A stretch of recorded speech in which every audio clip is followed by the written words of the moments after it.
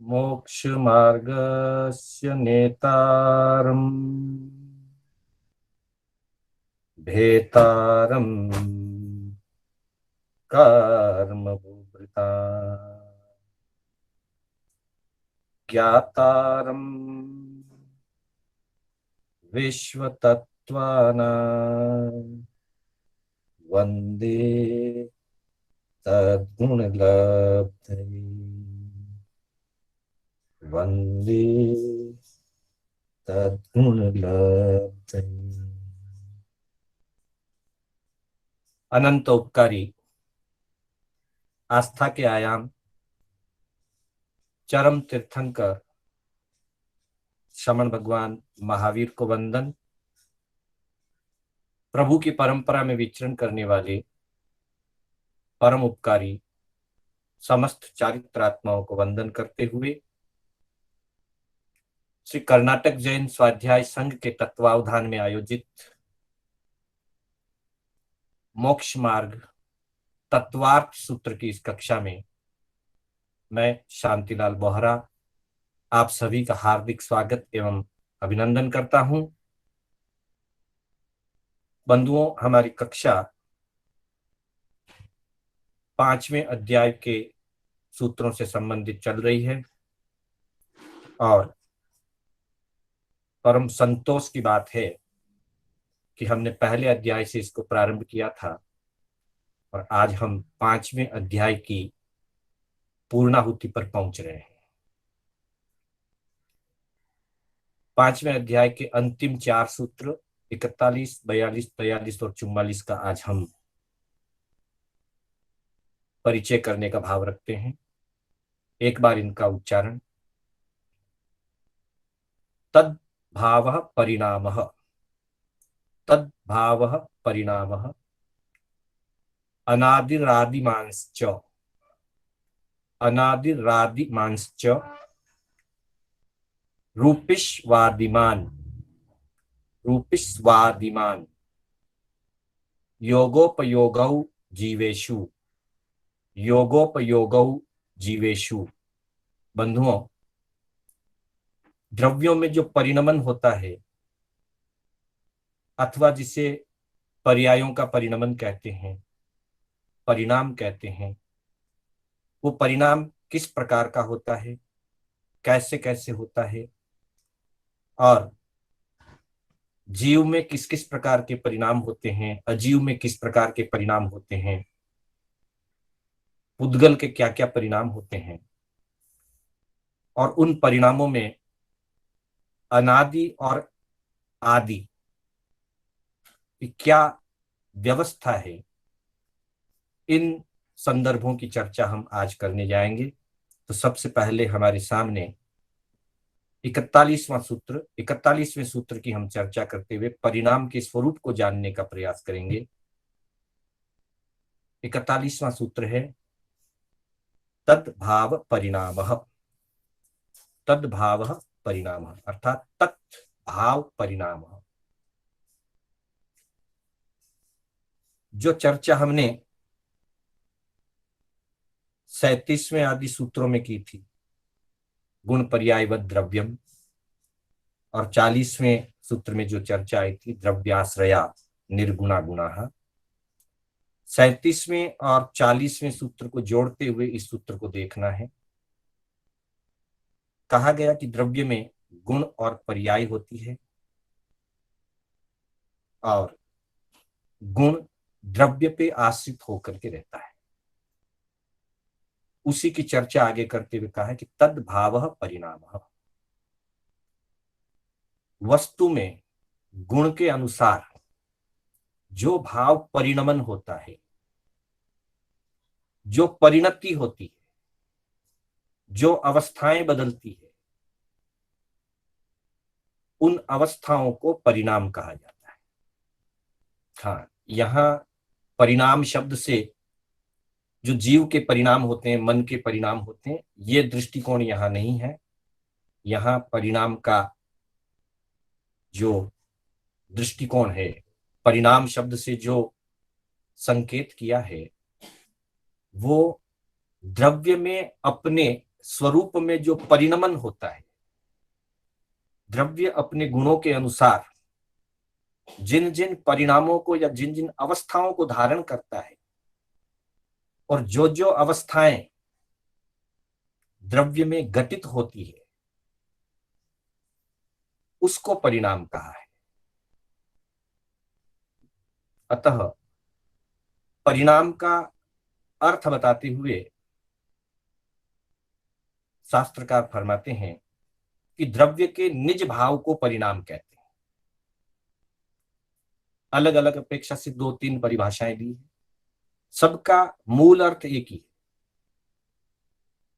द्रव्य के निज भाव को परिणाम कहते हैं, अर्थात द्रव्य का जो निज भाव है, उस भाव में जो परिणमन होता है, अर्थात निज गुण में जो जो अवस्थाएं बनती है, उसे परिणाम कहते हैं।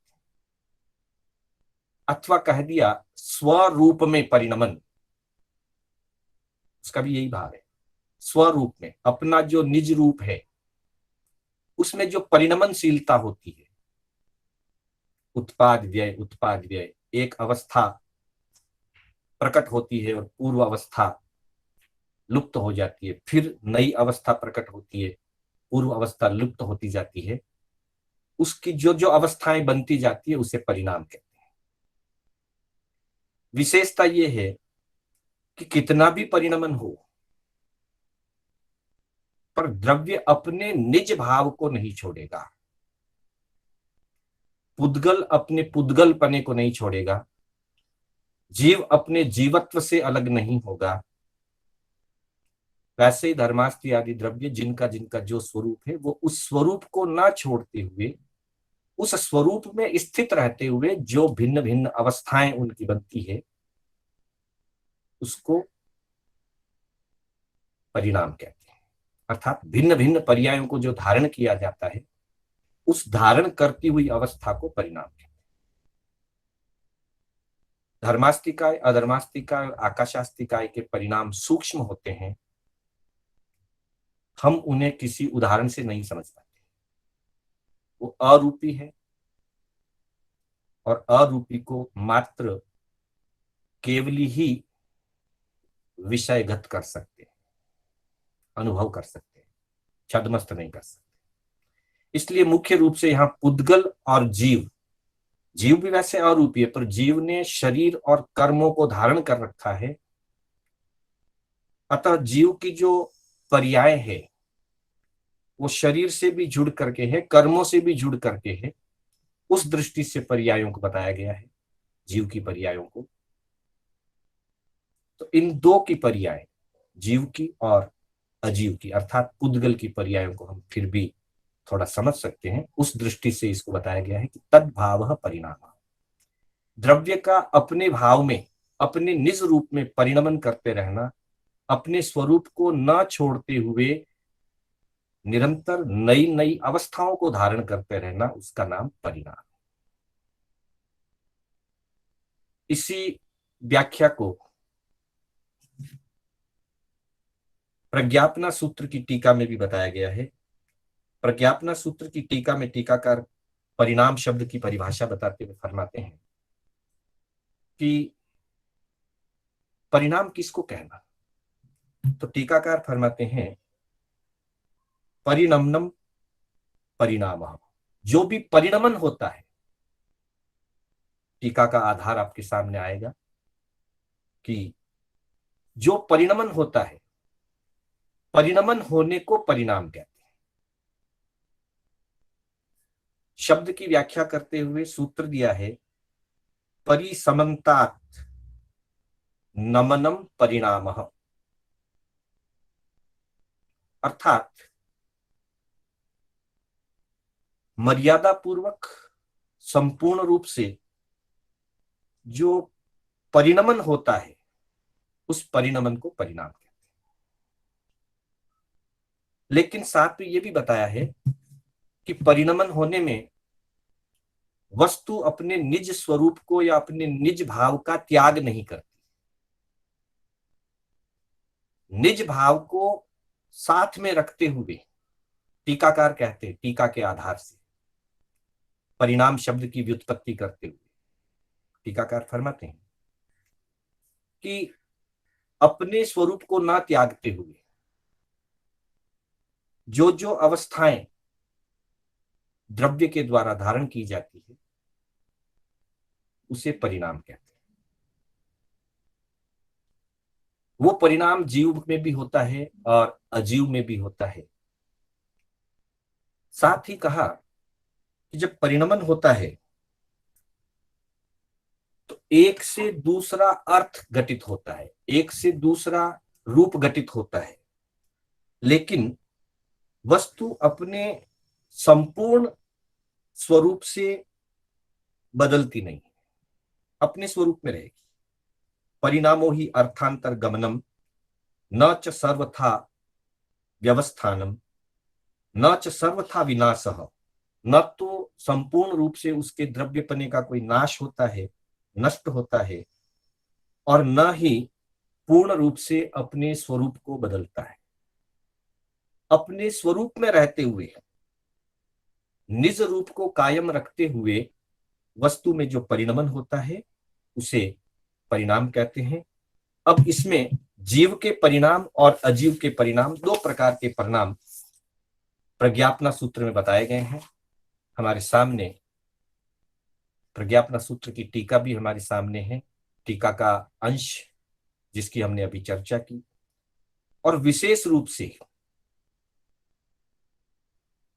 परिणमनम परिणाम, परिणमन होने को ही परिणाम कहा गया है। बस जो परिणतियां यानी कि जो पर्याय बदलती रहती है उस पर्यायों का नाम परिणाम। प्रज्ञापना सूत्र के अंतर्गत जीव परिणाम और अजीव परिणाम रूप से दो सूत्र दिए गए हैं, दो चैप्टर दिए गए हैं। जीव परिणाम भी 10 प्रकार का बताया और अजीव परिणाम भी 10 प्रकार का बताया। हम इसकी चर्चा करें। हमारे सामने जीव परिणाम का एक चार्ट रहेगा। जीव परिणाम के चार्ट को देखते हुए हम प्रज्ञापना सूत्र में बताए गए स्वरूप को जानकारी मिलेंगे। तो वहां सबसे पहले प्रज्ञापना सूत्र के 13वें पद के अंतर्गत जहां परिणामों की चर्चा हुई, प्रभु से प्रश्न पूछा गया कि भगवान परिणाम कितने प्रकार के होते हैं। भगवान ने फरमाया परिणाम 2 प्रकार के होते हैं, जीव परिणाम और अजीव परिणाम। उसमें सबसे पहले जीव परिणाम की चर्चा की और जीव परिणाम के 10 अलग अलग विभाग बताए। गति, इंद्रिय, कषाय, लेश्या, योग, उपयोग, ज्ञान, दर्शन, चारित्र और वेद। अर्थात मुख्य रूप से जीव का जो परिणमन होता है, जीव में जो जो पर्याय घटित होती है, पर्याय समय समय पर जो बदलती है, अथवा जीव जिन जिन पर्यायों को धारण करता रहता है, जिसमें मूल कारण शरीर है, कर्म है, कर्मों का उदय है, साथ ही निज स्वभाव भी है। जैसे ज्ञान दर्शन की जो बात है, उपयोग की जो बात है, वो निज स्वभाव से है। और गति, इंद्रिय, कषाय, लेश्या, योग और वेद की जो बात है वो कर्मों के उदय से। और दर्शन और चारित्र की जो बात है वो कर्मों के सयोपशम से। ज्ञान भी सयोपशम से होता है, क्षय से भी होता है, परंतु निज स्वरूप में होता है। तो इस तरह से विभिन्न अपेक्षाओं से जीव अनादिकाल से इस संसार में परिभ्रमण करता हुआ इन अनेक पर्यायों को धारण करता है। तो सबसे पहले गति पर्याय की जब बात कही तो 4 गतियां बताई कि जीव कभी नरक की पर्याय को धारण करता है, वैसे ही कभी तिर्यंच, कभी मनुष्य, कभी देव और कभी इन चारों गतियों में परिभ्रमण करता हुआ, विभिन्न गतियों में परिभ्रमण करता हुआ, संसार में रहता हुआ इन 4 गतियों को वो पर्याय रूप से ग्रहण करता है, 4 गति की अवस्था को वो धारण करता है। जब इन चारों से मुक्त हो जाता है तो फिर वो सिद्ध पर्याय में पहुंचता है, पांचवी गति में पहुंचता है। यहाँ संसार अपेक्षा से मुख्यता से ये बात दी तो चार प्रकार की गति का परिणाम बताया।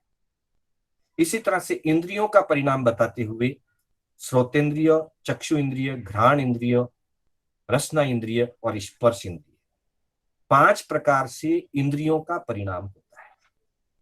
कभी जीव को एक इंद्रिय की प्राप्ति होती है, कभी दो की होती है, कभी पांचों की होती है। जैसे जैसे उसके ज्ञानावरणीय कर्म का क्षयोपशम होगा और नाम कर्म आदि का उदय होगा, उसके अनुसार उसको जाति नाम कर्म के अंतर्गत एकेंद्री बेंद्री तेंद्रीपना मिलेगा, उसी के अनुसार उसे इंद्रियों की प्राप्ति होगी। तो जीव विभिन्न प्रकार से पांच प्रकार की इंद्रियों में परिणमन करता है। इसी तरह से मोहनीय कर्म के उदय से क्रोध, मान, माया और लोभ, इन चार प्रकार के कषायों में जीव परिणमन करता है। जीव का परिणमन कषाय रूप भी होता है, जिसको व्यवहार में कषाय आत्मा भी कहा जाता है कि क्रोधादि कषायों में जब जीव की परिवृत्ति होती है तो वो कषाय आत्मा कहलाता है। कषाय रंजित जो मन के परिणाम या आत्मा के परिणाम होते हैं वो 6 प्रकार के बताए गए। उनको लेश्या कहा गया है, अर्थात जीव लेश्या के परिणामों को भी धारण करता रहता है।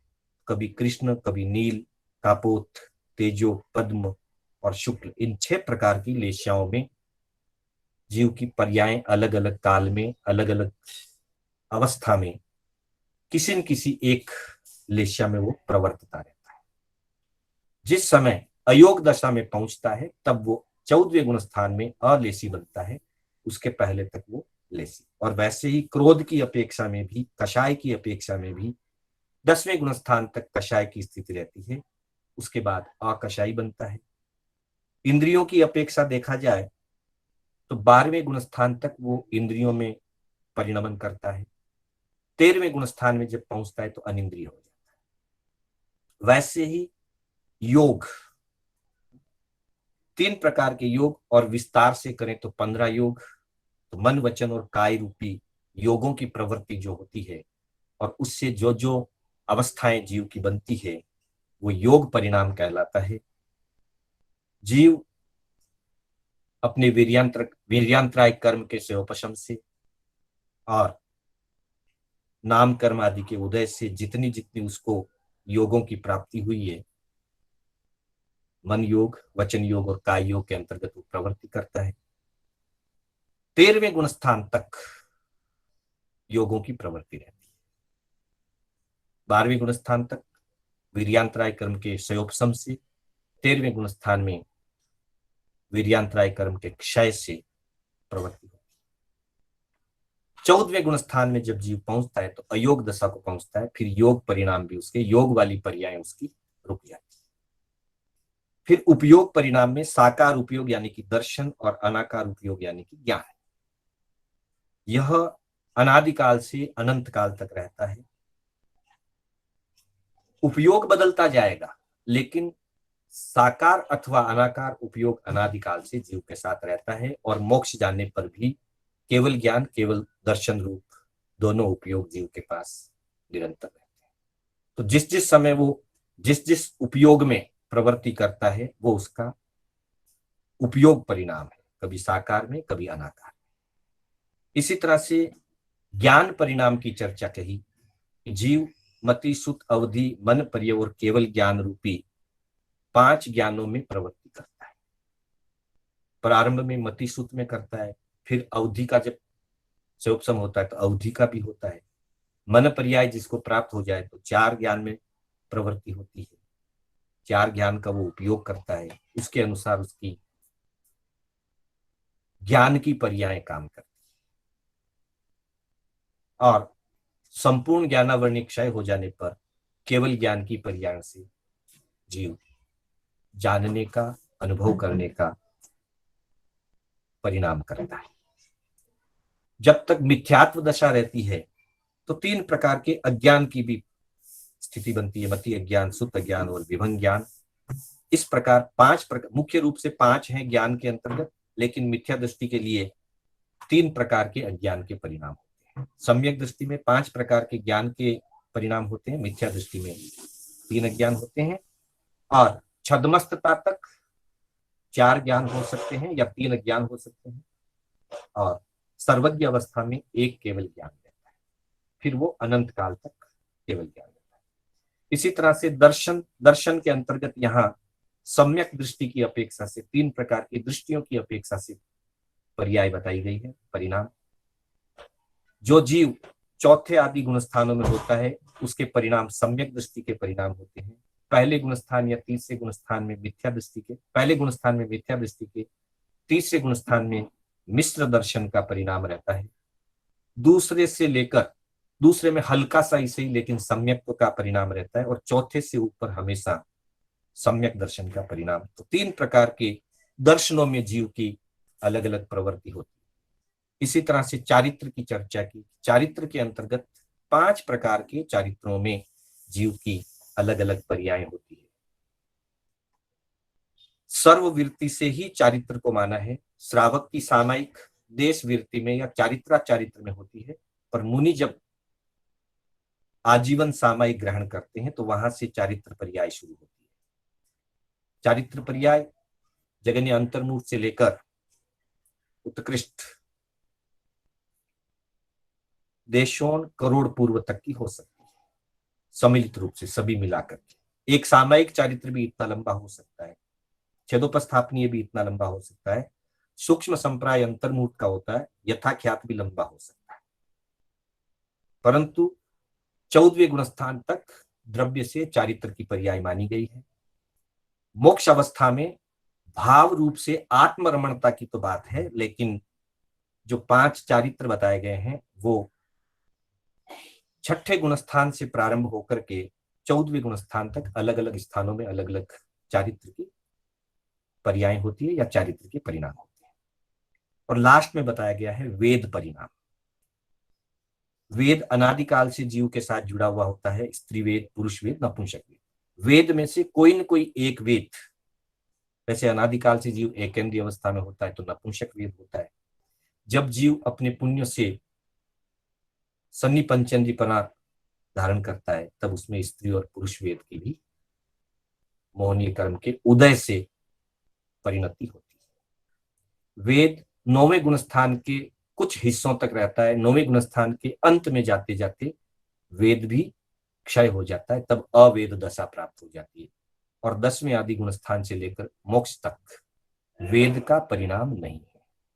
तो मुख्य रूप से ये 10 बोलों को लेकर के या 10 द्वारों को लेकर के गति, इंद्रिय, कषाय, लेश्या, योग, उपयोग, ज्ञान, दर्शन, चारित्र और वेद, इनमें अमुक अमुक भेदों के साथ, जैसे गति के 4, इंद्रिय के 5, कषाय 4 प्रकार का, लेश्या 6 प्रकार की, योग 3, उपयोग 2, ज्ञान 5, अज्ञान रूप में 3, दर्शन 3, चारित्र 5 और वेद 3 प्रकार का।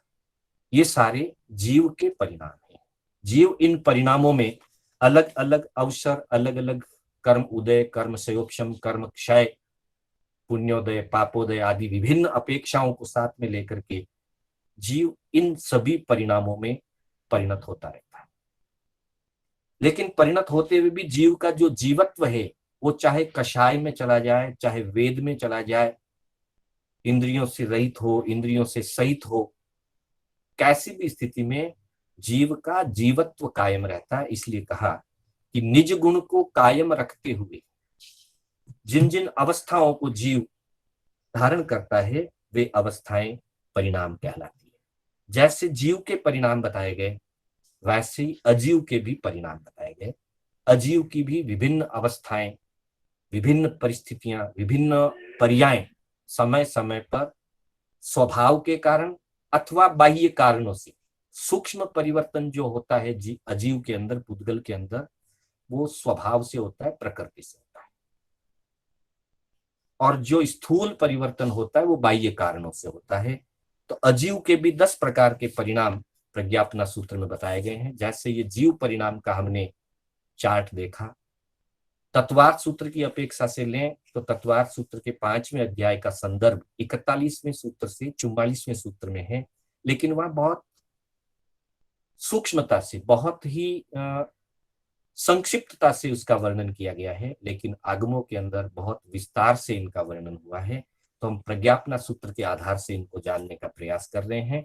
जैसे जीव परिणाम का चार्ट हमने देखा, उसकी चर्चा की, वैसे ही अगला जो है वो अजीव परिणाम होता है।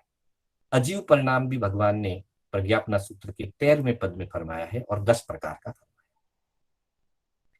अजीव परिणाम में पुनः इस बात को ध्यान में ले लीजिएगा, जो सूक्ष्म परिणाम होते हैं वो स्वाभाविक होते हैं, प्रकृति से होते हैं, स्वभाव से होते हैं, और कुछ स्थूल परिणाम जो होते हैं वो बाह्य निमित्तों से भी होते हैं। बाहर के द्वारा, बाहर से कोई फोर्स लगे, बाहर से कोई शक्ति काम करे, अथवा किसी न किसी रूप से बाहर का कोई निमित्त मिले, उसके अनुसार भी होता है। पर मुख्यता जो है वो स्वभाव की है। बाहर की चीज निमित्त हो सकती है, पर मुख्यता स्वभाव की। पुद्गल का स्वभाव वर्ण, गंध, रस और स्पर्श है। इसलिए पुद्गल के जितने भी परिणाम होंगे वो वर्ण, गंध, रस और स्पर्श के आधारित होंगे। उसमें भी 10 प्रकार के परिणामों की चर्चा प्रज्ञापना सूत्र के अंतर्गत बताई गई है, जिसमें बताया है बंधन, गति, संस्थान, भेद, वर्ण, गंध, रस, स्पर्श, अगुरु लघु और शब्द। ये 10 प्रकार का परिणाम या 10 प्रकार की अवस्थाएं पुद्गल में अलग अलग कारणों से, निमित्तों से बनती है, जिसे पर्याय या परिणाम कहा गया है। परिणमन करना मतलब जीव जैसे अपने ज्ञान आदि गुणों में परिणमन करता है, कषायों में, लेश्याओं में परिणमन करता है, योग, उपयोग, ज्ञान, दर्शन, चारित्र में परिणमन करता है, गतियों और इंद्रियों में परिणमन करता है, वेद में परिणमन करता है। ये उसके ज्ञान आदि गुण, उसका स्वभाव, जीव का स्वरूप, कर्मों का उदय, कर्मों का स्वप्न आदि निमित्त हैं जीव के परिणाम में। अजीव अपने वर्ण, गंध, रस और स्पर्श, क्योंकि अजीव के निज गुण मुख्य रूप से 4 है पुद्गल के, वर्ण, गंध, रस और स्पर्श। तो इनको आधार बना करके पुद्गल में जो जो अवस्थाएं बनती है उनको 10 विभागों से या 10 द्वारों से समझाया गया। सबसे पहला कहा बंधन परिणाम। इसमें की बहुत सारी बातें हमारे पूर्व सूत्रों में हमने चर्चा कर ली है, इसलिए ज्यादा विस्तार न करते हुए संक्षिप्त में इनको हम जानने का प्रयास कर रहे हैं। बंधन परिणाम में जैसे हमने पूर्व में जो सूत्र पढ़ा था, स्निग्ध रुक्षत्वाद बंध, 32वें सूत्र में चर्चा आई थी। स्निग्ध रुक्षत्वाद बंध, स्निग्धता और रुक्षता से बंध होता है, या ये 2 निमित्त होते हैं बंध के लिए, स्निग्धता और रुक्षता। तो यहाँ बंधन परिणाम प्रज्ञापना सूत्र में 2 प्रकार का बताया, स्निग्ध से और रुक्ष से। स्निग्ध और रुक्ष के कारण जो जो परिणमन होता है, जिस जिस प्रकार के उसके स्कंद बनते हैं, तो वैसी वैसी पर्याय पुद्गल के अंदर प्रकट होती रहती है। स्निग्धता घटती है, बढ़ती है, जुड़ने पर स्निग्धता रुक्षता में बदल जाती है, रुक्षता स्निग्धता में बदलती है। ये सारी चर्चा हमने पूर्व सूत्रों में की थी। तो उसी के आधार से 2 प्रकार का बंधन या 2 आधार से मुख्य बंधन होता है, ये पुद्गल का परिणाम है। फिर बताया गति परिणाम। गति परिणाम भी 2 प्रकार का कहा, एक कहा स्पर्शक गति और एक अस्पर्शक गति। ये 2 प्रकार की गति, और दूसरी अपेक्षा से दीर्घ गति और ह्रस्व गति। कल हमारी बंधुओं चर्चा हुई थी कि एक आकाश प्रदेश पर ठहरा हुआ एक स्वतंत्र परमाणु, पुद्गल का परमाणु, सबसे छोटी यात्रा, संसार की सबसे छोटी यात्रा एक आकाश प्रदेश से निकटवर्ती दूसरे आकाश प्रदेश पर पहुंचना सबसे छोटी गति होती है, उसको ह्रस्व गति कहा गया है। और एक पुद्गल 14 राजुलोक की भी गति कर सकता है, ये सबसे बड़ी गति या दीर्घ गति है। उसके बीच में जितनी भी गतियां होगी वो उनको दीर्घ गति कहा जाएगा। तो सबसे छोटी गति ह्रस्व गति, बिल्कुल नजदीक के आकाश प्रदेश पर मूव करना, और दीर्घ गति में 2, 4, 5 आकाश प्रदेश से लेकर संपूर्ण लोक तक की जो गति होगी वो दीर्घ गति कहलाएगी। इसके अलावा जो 2 भेद बताए, स्पर्शद और अस्पर्शद। आगम का शब्द आता है पुष्यमाण गति और अपुष्यमाण गति, स्पर्श करते हुए और स्पर्श ना करते हुए। जीव के दृष्टि से तो एकमात्र सिद्ध परमात्मा की जो गति होती है वही आपुष्मान गति होती है। किसी भी को स्पर्श ना करते हुए जो गति होती है उसे अस्पर्शद गति। जब जीव शरीर और कर्मों का त्याग करके मोक्ष के लिए गमन करता है, एक समय की गति उसे आपुष्मान गति कहा गया, वो निश्चय की अपेक्षा। बाकी संसार में जितनी भी गति होती है वो किसी न किसी को सूक्ष्म रूप से तो स्पर्श करते हुए ही होती है, लेकिन स्थूल दृष्टि से या स्पर्शद और अस्पर्शद पौद्गलिक गति या स्थूल गति की अपेक्षा से ये उदाहरण दिया गया है, जहां कहा कि जैसे पानी के ऊपर कोई जहाज तैर रहा है, पानी के ऊपर कोई पक्षी या कोई मनुष्य पानी में तैर रहा है, तो पानी को स्पर्श करते हुए गति कर रहा है, आगे तो बढ़ रहा है, लेकिन वो गति उसकी स्पर्शद, ये स्थूल दृष्टि से बताया स्पर्शद गति। और पक्षी जब आकाश में उड़ता है तो वो किसी को स्पर्श नहीं करता, स्वतंत्र रूप से उड़ता रहता है। तो ऐसी स्थूल अपेक्षा से स्पर्शद और अस्पर्शद गति बताई गई। साथ ही दूसरी अपेक्षा से ह्रस्व यानी छोटी गति और दीर्घ यानी लंबी गति भी बताएगी। तो इस तरह से गति में दो प्रकार के परिणाम बताए। फिर संस्थान, अजीव के 5 संस्थान बताए गए हैं: परिमंडल, वृत्त, त्रिभुज, ट्रायंगल, चतुर्भुज और आयताकार, रेक्टेंगल। परिमंडल वट त्यंस भी बोलते हैं, त्रिभुज बोलते हैं, त्यंस बोलते हैं। चतुर्भुज को चौरस या समचौरस भी बोलते हैं, स्क्वायर भी बोलते हैं, चतुर्भुज और आयत। तो इस तरह से पुद्गलों की जब संरचना होती है और स्कंद जब स्थूल रूप धारण करते हैं तो उनके स्कंदों के अंदर 5 प्रकार के ये संठान बनते हैं। फिर भेद बताया, कोई भी पुद्गल जब टूटता है, हमने वेदांत अणु की भी चर्चा की थी और भेद संगाताभ्याम की भी चर्चा पहले की थी, तो जब वो बहुत सूक्ष्म दृष्टि से होता है और जो बड़े स्थूल स्कंद हैं, बड़े स्थूल स्कंद को जब तोड़ा जाता है, ये व्यावहारिक अपेक्षा से बताया गया है कि जब वो टूटते हैं तो कुछ ऐसे स्कंद होते हैं जो टूटने पर खंड खंड बन जाते हैं, टुकड़े टुकड़े, जैसे घड़ा टूटता है या कोई कांच का बर्तन टूटता है तो टुकड़े टुकड़े हो जाते हैं, इसको खंड कहा गया। कुछ ऐसी चीजें होती है स्थूल दृष्टि में जो टूटने पर अलग अलग लेयर की तरह, अलग अलग परतों के रूप में टूटते हैं। जैसे कुछ मटेरियल आते हैं, भोजपत्र है, अब्रक है, ऐसे कुछ पदार्थ होते हैं इस संसार के अंदर कि उनको जब तोड़ा जाता है तो एक एक लेयर निकलती है। मोटा सा एक स्कंद होता है और उसमें से जैसे जैसे निकालते हैं तो लेयर्स निकलती है, अलग अलग परतें निकलती है, उसको प्रतर रूप में कहा गया है। तीसरा बताया चूर्ण, कोई कोई चीजें ऐसी होती है कि जब टूटती है तो चूरा चूरा हो जाती है, जैसे गेहूं को पीसा जाता है अथवा किसी भी पदार्थ का पाउडर आदि बनाया जाता है, आटा बनाया जाता है, मैदा बनाया जाता है, तो वो चूर्ण के रूप में बिल्कुल छोटे छोटे कण में आ जाता है। खंड में भी टुकड़े होते हैं, लेकिन खंड के अंदर जो टुकड़े होते हैं वो बड़े बड़े टुकड़े होते हैं।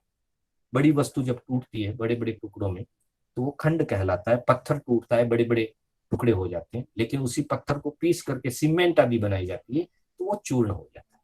तो इस तरह से खंड है, प्रतर है, चूर्ण है। फिर एक का अनुतट, कुछ चीजों में छिलके की तरह छाल निकलती है, जैसे बांस आदि में, गन्ने आदि में छील छील करके उसका छिलका निकाला जाता है तो उसको अनुतट कहते हैं।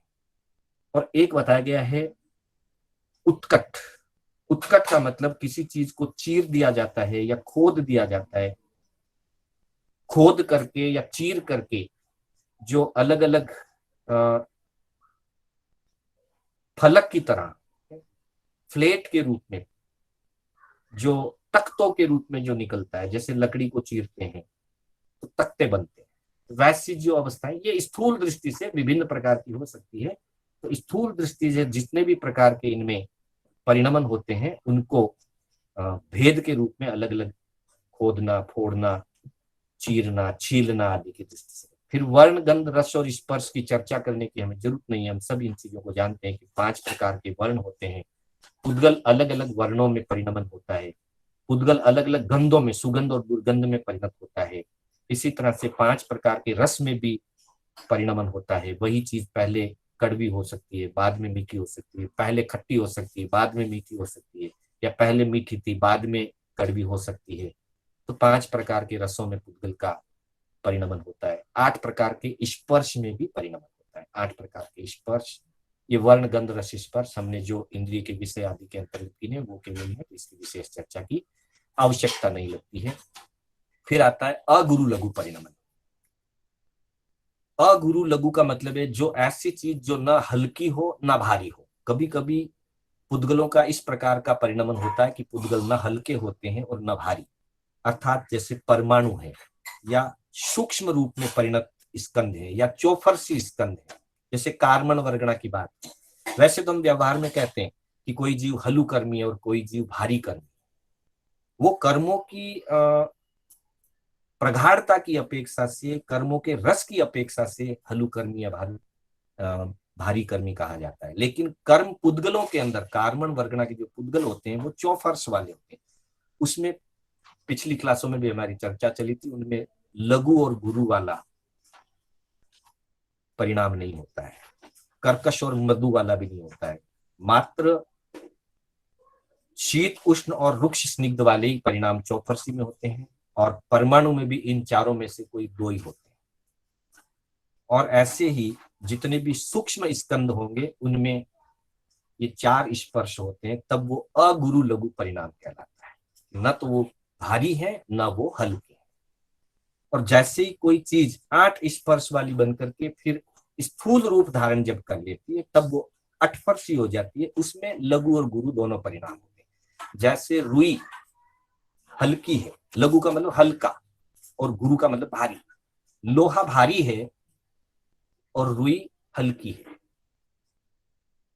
अथवा गैस हल्की होती है और ठोस चीजें भारी होती है। हवा हल्की होती है, पत्थर भारी होता है। रुई हल्की होती है, लोहा भारी होता है।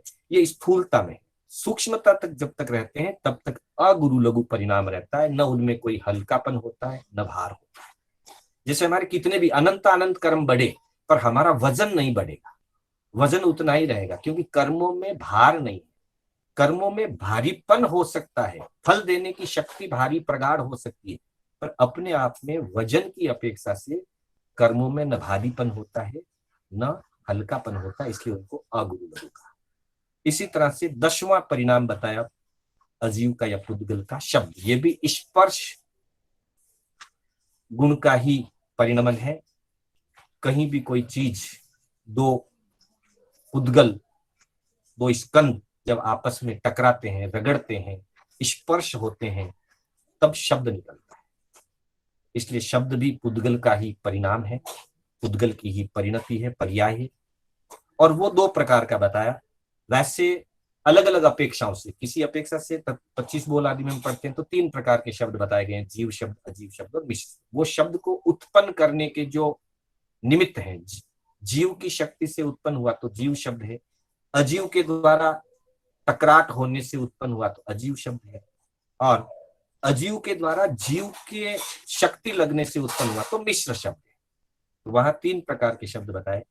यहां सुनने वाले को वो कैसे लगते हैं उस अपेक्षा से 2 भेद, मनोज्ञ शब्द और अमनोज्ञ शब्द। कोई मीठा बोलता है, प्रिय बोलता है, सुभाषित बोलता है तो मनोज्ञ लगता है, मन को अच्छा लगने वाला शब्द।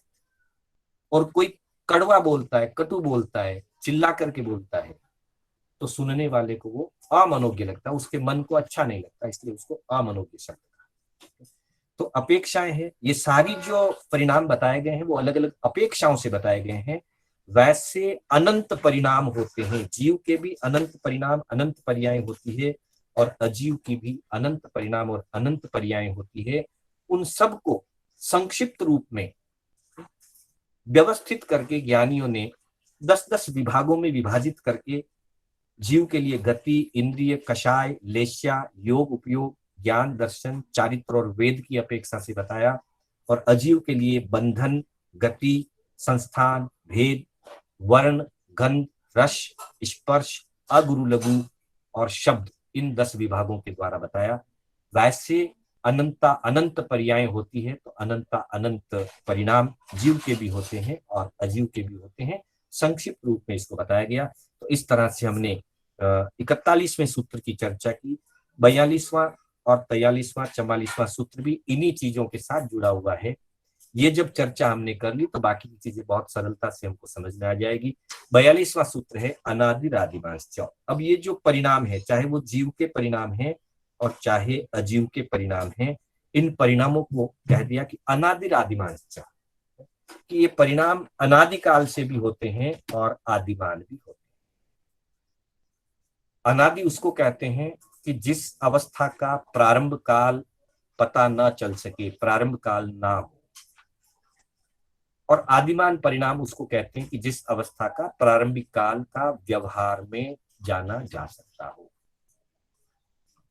जैसे हम मनुष्य पर्याय में हैं, जाना जा सकता है। मैं 55 साल पहले इस रूप में मेरा जन्म हुआ, तो मेरी ये मनुष्य परिणाम या मनुष्य पर्याय 55 साल का, ये आदिमान है। उसके पहले भी अनेक पर्यायों को धारण किया। प्रवाह से सारी पर्याय अनादिकालीन होती है और पर्टिकुलर विशेष विशेष पर्याय को जब हम ध्यान में लेंगे, विशेष विशेष अवस्था को जब ध्यान में लेंगे, तो आदिमान उसका प्रारंभ है।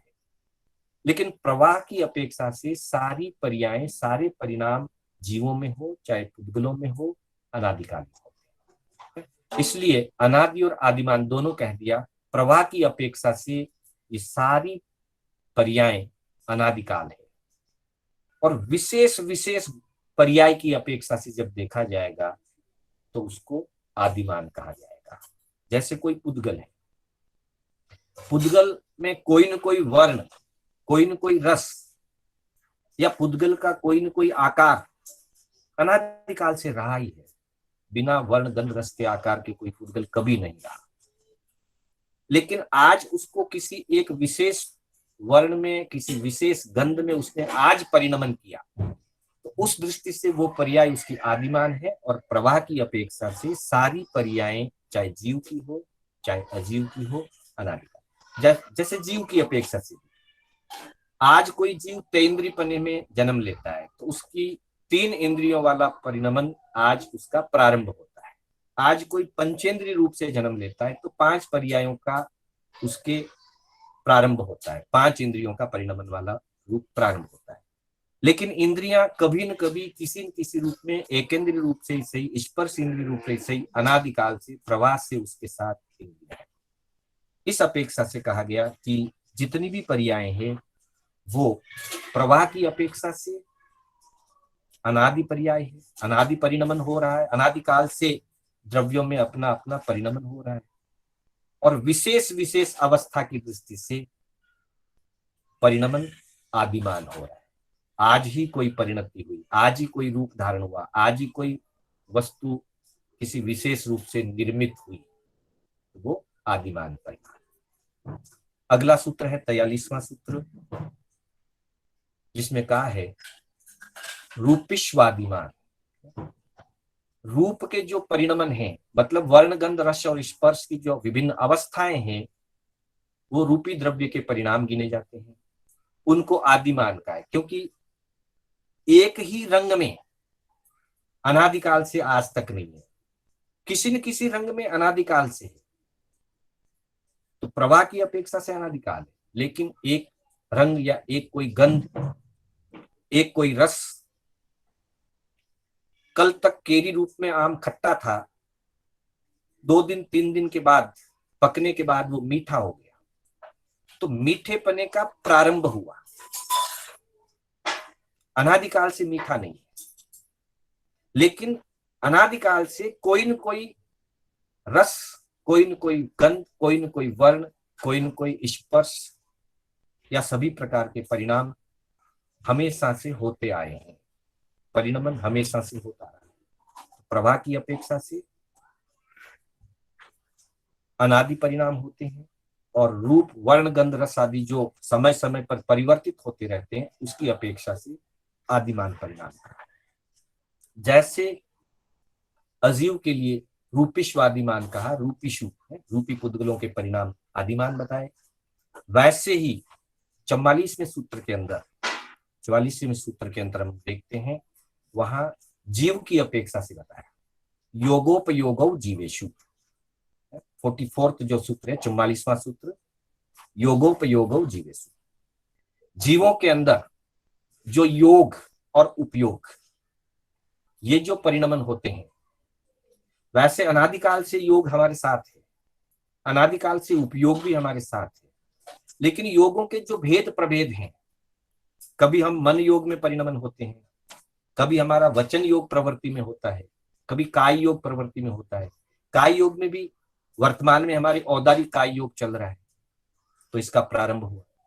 किसी समय हम देव नरक में गए थे तो वेक्रिय योग की प्रवृत्ति होती थी, तो उस समय हमारे वेक्रिय योग था, वेक्रिय योग रुक गया, औदारिक योग में आ गया।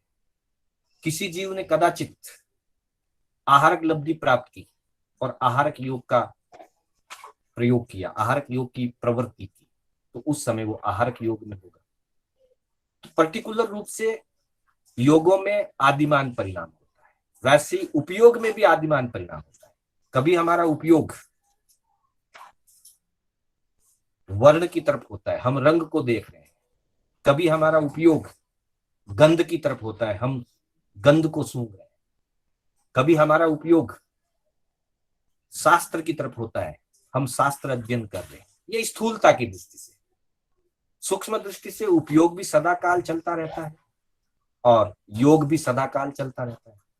इसलिए योग और उपयोग को अथवा सभी प्रकार के परिणमन को, सभी प्रकार की पर्यायों को, परिणामों को प्रवाह की अपेक्षा से अनादि परिणाम कहते हुए भी विशेष विशेष अवस्थाओं में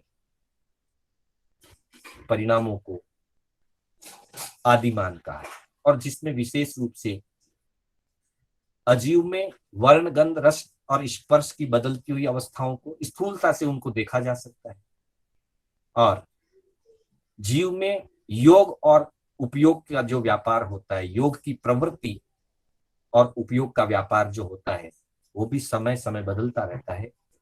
कभी हमारे पास मतिसूत 2 ही हैं, हमारे पास भी कभी मतिसूत और अवधि 3 रहे हो सकते हैं, देव गति में रहे हो सकते हैं, नरक गति में रहे हो सकते हैं, या भूतकाल में मनुष्य अवस्था में भी, तिर्यंच अवस्था में भी हमारे पास अवधि ज्ञान रहा हुआ हो सकता है। उस समय वो रहा, बाद में नहीं रहा, फिर कभी आएगा अवधि ज्ञान, फिर कभी हमारे पास मन पर्योग ज्ञान आएगा, तो वो प्रारंभ होगा उसका। जिस दिन हमारा केवल ज्ञान आएगा, केवल ज्ञान हमारे लिए प्रारंभ होगा। तो उस दृष्टि से योग और उपयोग, स्थूल दृष्टि से योग और उपयोग जीव के आदिमान परिणाम गिने जाते हैं और प्रवाह से अनादिकाल से हमारे साथ।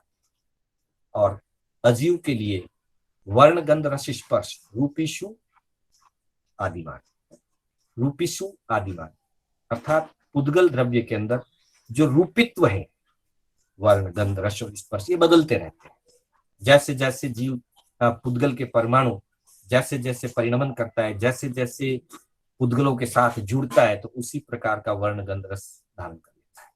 जैसे एक सफेद कपड़ा, स्थूल उदाहरण से देखते हैं, आज सफेद कपड़ा है, कल किसी डाइंग में ले जाकर के या घर में ही लाल रंग घोल करके, लाल रंग को पानी में मिला करके उस सफेद कपड़े को उसमें डुबो दिया, तो स्थूल दृष्टि से उसने लाल रंग को धारण कर लिया। तो कल तक वो सफेद था, आज से लाल हो गया, तो ये प्रारंभ हुआ। इस तरह से यह योग और उपयोग की बात हुई जीव के अंदर, और वर्ण, गंध, रस, स्पर्श के परिणामों की बात हुई अजीव यानी कि पुद्गल के अंतर्गत। इस तरह से यह सभी द्रव्य अनादिकाल से वर्तमान तक और आगे अनंत काल तक अपने अपने स्वरूप में परिणमन करते रहते हैं। आगम के अंतर बताया गया, कई विहेणम अंते परिणामे पनत्ति। भगवान परिणाम कितने प्रकार के बताए गए हैं, प्रभु ने उत्तर फरमाया, वही प्रज्ञापना सूत्र 13वां पद, गोयमा परिणामे द्विहे पनत्ति। गौतम, परिणाम 2 प्रकार के होते हैं, तंजहा वो इस प्रकार हैं, जीव परिणामे यह, अजीव परिणामे। जीव के परिणाम और अजीव के परिणाम। पुनः यहाँ ध्यान रखेंगे, यहाँ परिणाम का मतलब जीव के भाव या जीव की जो मनोस्थिति होती है उस अपेक्षा से यहाँ ये चर्चा नहीं है। वो भी जीव का परिणाम होता है, वो भी परिणति है, पर वो अलग अपेक्षा है। यहाँ जो बात चल रही है वो पर्यायों को परिणाम रूप में है। अपने निज रूप को स्थित रखते हुए जीव अथवा अजीव विभिन्न पर्यायों को, विभिन्न अवस्थाओं को धारण करते हैं, उन्हें परिणाम कहते हैं। उस अपेक्षा से प्रज्ञापना सूत्र के अंदर जीव परिणाम और अजीव परिणाम ये दो भेद बताए। तत्वार्थ सूत्र में भी यही बात कही गई है, अजीव की अपेक्षा से भी और जीव की अपेक्षा अलग अलग सूत्रों में कही गई है। पुनः समय होने जा रहा है। आज हमने थोड़ा जल्दी क्लास रखने की बात करी थी, समाप्त करने की, फिर भी समय हो गया है। मैंने 5-7 मिनट ज्यादा लिया है। तो मैं पुनः आप सभी का आभार व्यक्त करता हूँ। 5वां अध्याय हमारा आज समाप्त हो रहा है। कल सवेरे दान विषय पर 9 से 10 कक्षा रहेगी और कल शाम को